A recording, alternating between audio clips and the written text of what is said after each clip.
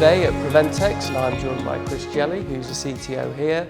And we want to talk all things digital transformation and just understand more about the Preventx business and really the journey that they're going through from a digital perspective, as well as serving their customers what's been quite difficult times through the pandemic and looking forward to future opportunities.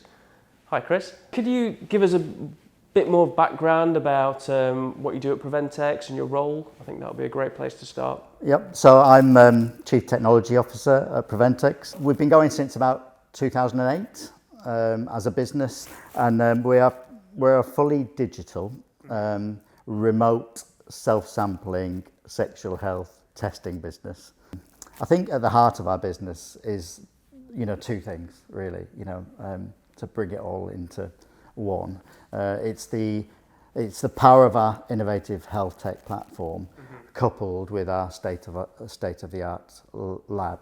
Yeah. And I think that as a business allows us to drive through innovation within the remote testing sector to make health sort of accessible to everybody. Could you tell us a little bit about that transformation journey at a bit of a lower level in terms of from the digital platforms and moving to Azure and what that's given to you guys as a company?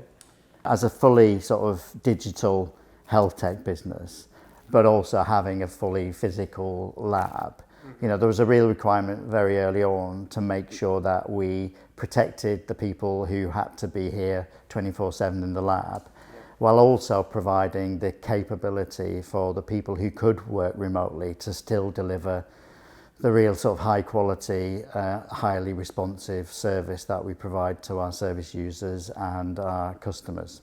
We started initially at our internal infrastructure level. Okay, so we introduced data loss prevention policies in 365, multi-factor authentication using conditional access, and as part of our move to public cloud, we changed our gateway. Our gateway is here internally to use. We bought some Meraki devices to bolster our sort of external perimeter.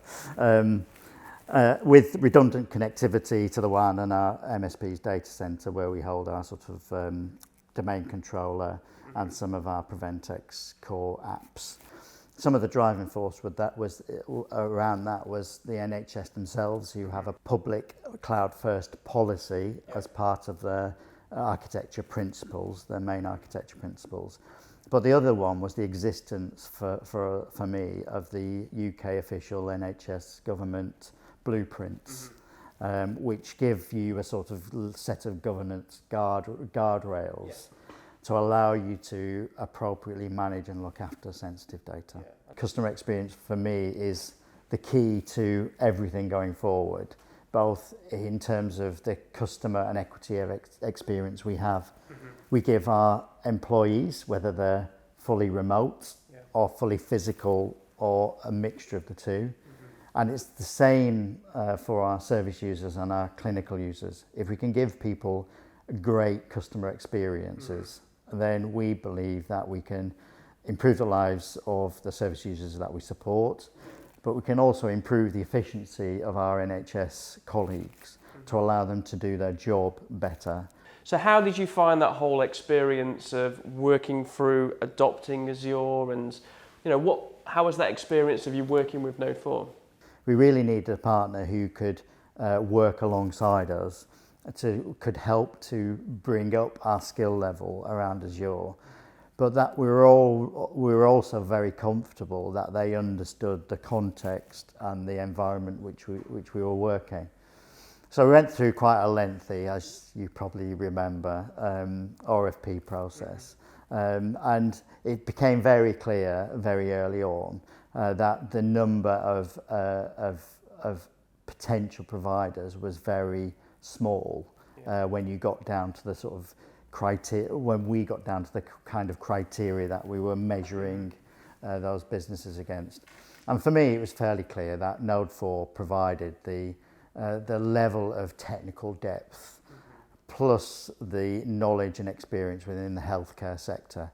Not only because you've worked with other healthcare businesses and you continue to work with other healthcare businesses, but you had a real deep knowledge of the real challenges in our sector. When it came to the migration, the day of the migration, you know, that showed itself by the extent and the lengths that you and your team went through to make sure that that migration, which happened overnight on a Saturday, as these things always do, went without hitch.